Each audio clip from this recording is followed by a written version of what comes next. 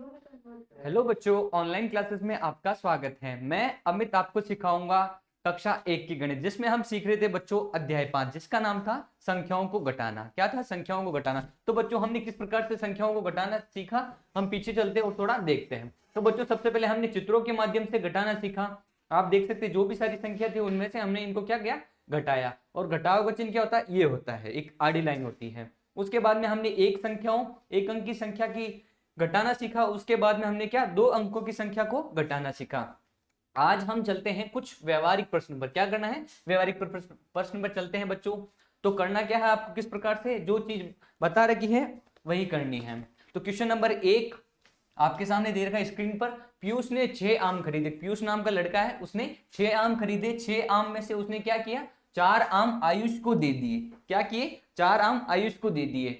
तो बताओ पीयूष के पास कुल कितने आम हैं? बच्चों देखो, सबसे पहले क्या किए, 6 आम थे। पीयूष के आम 1 2 3 4 5 6। पीयूष के पास में कितने आम है बच्चों? 6 आम है। उसके बाद में उसने क्या किया, ये 4 आम थे वो आयुष को दे दिया। अब यही मान लो, मेरी बात सुनो, बात इनमें से हो रही है। ये आयुष को दिया, आयुष को कितने दिए? 4 आम दे दिए।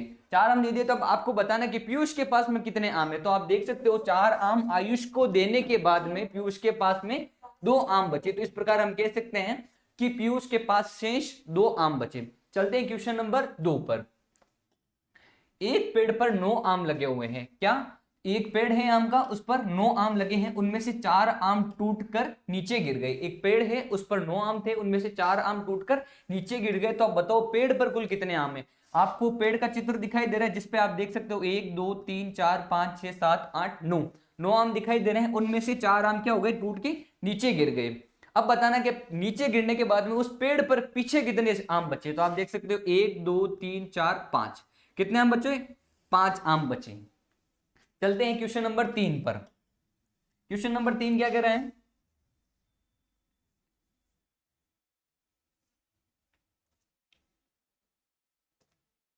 क्वेश्चन नंबर 3 कुछ इस प्रकार से है कि प्रणव के पास 9 पुस्तकें हैं।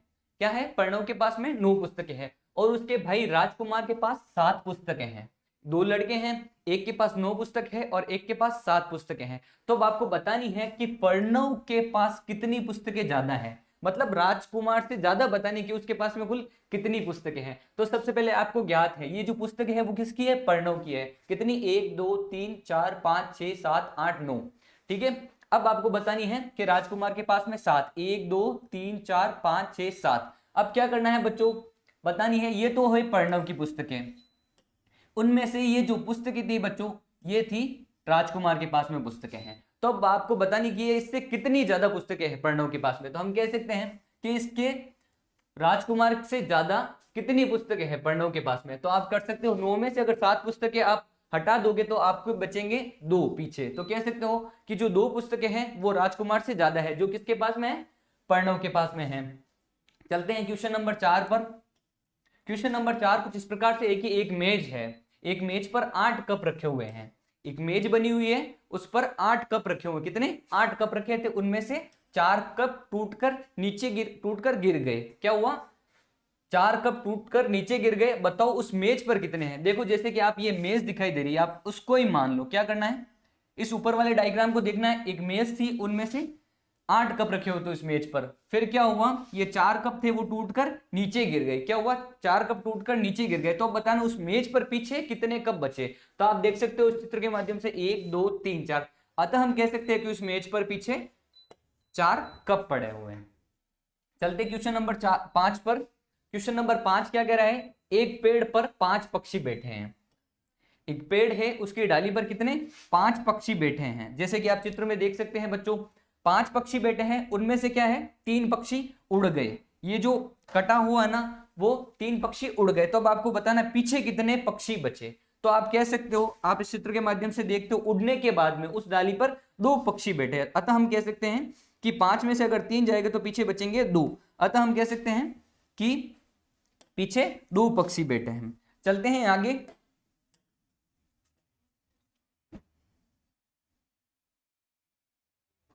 Question number 6। क्वेश्चन नंबर 6 क्या कह रहा है बच्चों, नंदू की मुर्गी ने, एक नंदू नाम का लड़का है जिसके पास मुर्गी है, उसकी मुर्गी ने 6 अंडे दिए। कितने अंडे दिए? 6 अंडे दिए हैं। 6 अंडे में से उसने 2 अंडे को बेच दिए। क्या किया?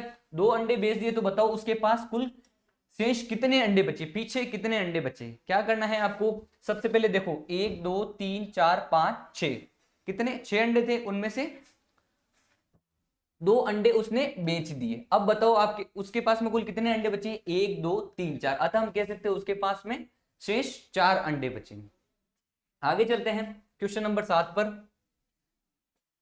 रीना की आयु 7 वर्ष है। एक रीना नाम की लड़की है जिसकी आयु 7 वर्ष है, और उसकी बहन है टीना जिसकी आयु 5 वर्ष है। तो बताओ बच्चों कि रीना अपनी बहन से कितनी बड़ी है। तो सबसे पहले आप देख सकते हो कि यह है रीना और यह है टीना, ठीक है। तो रीना की आयु है 7 वर्ष और टीना की आयु है 5 वर्ष। तो हम ये कर सकते हैं 7 में से 5 घटा सकते हैं। तो हम जैसे ही हम घटाएंगे तो हमें प्राप्त होगा 7 में से अगर आप 5 घटाते हो तो आपको 2 प्राप्त होते हैं। कितने प्राप्त होते हैं, 2 प्राप्त होते हैं बच्चों। तो हम कह सकते हैं कि जो रीना है वो उससे कितनी 2 वर्ष बड़ी है। कितनी बड़ी है, 2 वर्ष बड़ी है टीना से। तो हम कह सकते हैं ये कितनी बड़ी है, 2 वर्ष बड़ी है। आगे चलते हैं।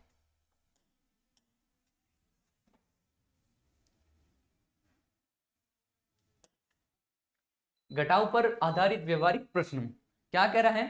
क्वेश्चन नंबर 1 देखो, सबसे पहले ध्यान देने वाली बात है, सबसे पहले आपने 1 अंकों तक की संख्या को घटाना सीखा। अब हम सीखेंगे 2 अंकों की संख्या को घटाना। तो किस प्रकार घटा सकते हैं। दीपक कुमार नाम का एक लड़का है जिसको अंग्रेजी में 56 अंक तथा गणित में 42 अंक प्राप्त हुए, ठीक है। अब क्या करना है, अंग्रेजी में गणित से कितने अधिक अंक प्राप्त किए वो बताना है, ठीक है। ये गणित से कितने ज्यादा है ये आपको अंक बताना है। तो सबसे पहले दीपक कुमार को अंग्रेजी में जो अंक प्राप्त हुए वो लिखने हैं। कितने लिखने हैं, 56। उसके बाद में क्या करना है, आपको गणित के अंक लिखने हैं। गणित के अंक किस प्रकार से लिख सकते हैं हम, 42 इस प्रकार से लिख सकते हैं। अब बताना है कि ये जो अंग्रेजी के अंक ये इससे कितने ज्यादा है। तो इसको करने के लिए हम क्या कर रहे थे कि हमें बताना था कि अंग्रेजी के जो अंक थे वो गणित से कितने ज्यादा है। तो हमें ये बताने के लिए सबसे पहले हमें क्या करना पड़ेगा बच्चों, हमें इन संख्या में से इसको घटाना पड़ेगा। तो हम किस प्रकार से घटाते हैं, जैसे कि आपको अंक दिखाई दे रहे हैं, 2 अंक दिखाई दे रहे हैं। सबसे पहले जो अंक दिखाई दे रहा है वो इकाई अंक है, जो दूसरी संख्या का अंक है वो है दहाई अंक। तो हम किस प्रकार से घटाते हैं, किसी भी संख्या को घटाने से पूर्व हम इस बात का ध्यान रखते हैं कि सबसे पहले इकाई अंक में से इकाई अंक घटाते। क्या करते हैं, इकाई अंक में से इकाई अंक घटाते। तो किस प्रकार घटा सकते हैं, 6 में से अगर 2 जाएगा बच्चों तो आपके पास में बचेगा शेष 4। कितने बचेगा, 4 बचेगा। उसके बाद में आगे संख्या दिखाई दे रही है दाहिने अंक की संख्या, वो क्या संख्या दिखाई दे रही है, 5। 5 में से अगर 4 जाएगा तो पीछे बचेगा 1। कितना बचेगा, 1। तो बच्चों हम इस प्रकार से कह सकते हैं कि जो अंग्रेजी के अंक है वो गणित से कितने हैं, 14 अंक अधिक हैं। क्या कह सकते हैं बच्चों, गणित से 14 अंक अधिक है अंग्रेजी के। यही आपको बताना था, अंग्रेजी के कितने अधिक अंक थे, तो 14 अंक अधिक थे। चलते हैं क्वेश्चन नंबर 2 पर। क्वेश्चन नंबर 2 कुछ इस प्रकार से कह रहा है कि रामलाल ने एक दिन में 88 रुपए और श्यामलाल ने एक दिन में 55 रुपए कमाते हैं। दोनों की कमाई की बात हो रही है।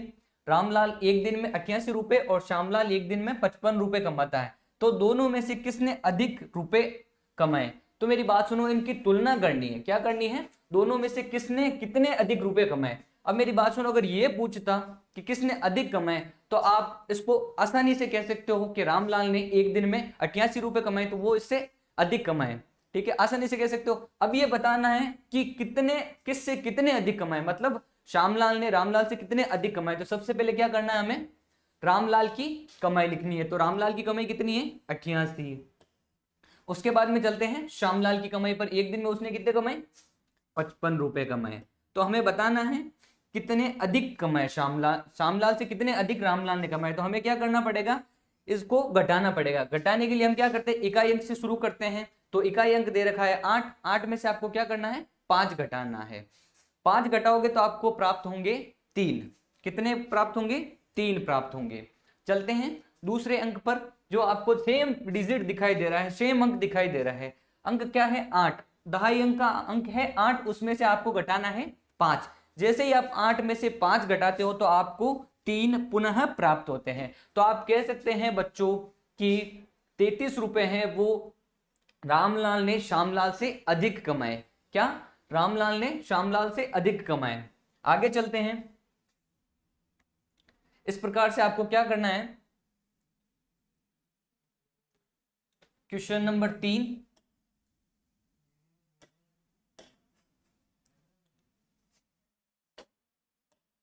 क्वेश्चन नंबर 3 पर चलते हैं। क्वेश्चन नंबर 3 क्या कह रहा है कि सेठ धनीराम की बगीचे में 66 पेड़ है। एक सेठ धनीराम है जिसका एक बगीचा है, उस बगीचे में कुल कितने पेड़ हैं, 66 पेड़ है, किसके, आम के, और 44 पेड़ है वो है पीपल के। तो बताओ आम के पेड़ पीपल के पेड़ों से कितने अधिक हैं। एक बगीचा है, उनमें से जो पेड़ दे रखे हैं वो जो आम के पेड़ है वो कितने हैं, 66 पेड़ हैं। और फिर क्या कह रहा है, 44 पेड़ हैं वो किसके हैं, पीपल के पेड़ हैं। तो आपको बताना है कि आम के पेड़ पीपल से कितने ज्यादा हैं। तो सबसे पहले क्या करना है, आम के पेड़ लिखने हैं आपको। आम के पेड़ लिखने के बाद में आपको क्या करना है, पीपल के पेड़ बताने, जो कितने थे, 44 थे। तो हमें क्या करना है, इनमें से इनको माइनस निकालना पड़ेगा। तो माइनस निकालने के लिए हम क्या करते हैं, संख्या में से ऊपर वाली संख्या में से नीचे वाली संख्या को घटाते हैं। किस प्रकार से, 6 में से 4 को घटाते हैं तो आपको 2 प्राप्त होते हैं। कितने, 2 प्राप्त होते हैं। फिर चलते हैं दूसरे नंबर की संख्या पर, जिसे हम कहते हैं दहाई की संख्या। जो संख्या दे रखी है आपको 6, 6 में से आपको क्या करना है, 4 घटाना है। जैसे ही आप 6 में से 4 घटाते हो आपको 2 प्राप्त होते हैं। अतः हम कह सकते हैं कि जो 22 पेड़ हैं वो पीपल से अधिक हैं। क्या कह सकते हैं कि जो 22 पेड़ हैं वो पीपल से अधिक हैं। आम के पेड़ वो कितने अधिक हैं, 22 पेड़ अधिक हैं। तो बच्चों आपको करना क्या, अभी तक हमने 3 क्वेश्चन सॉल्व किए थे। आगे चलते हैं, क्वेश्चन नंबर 4,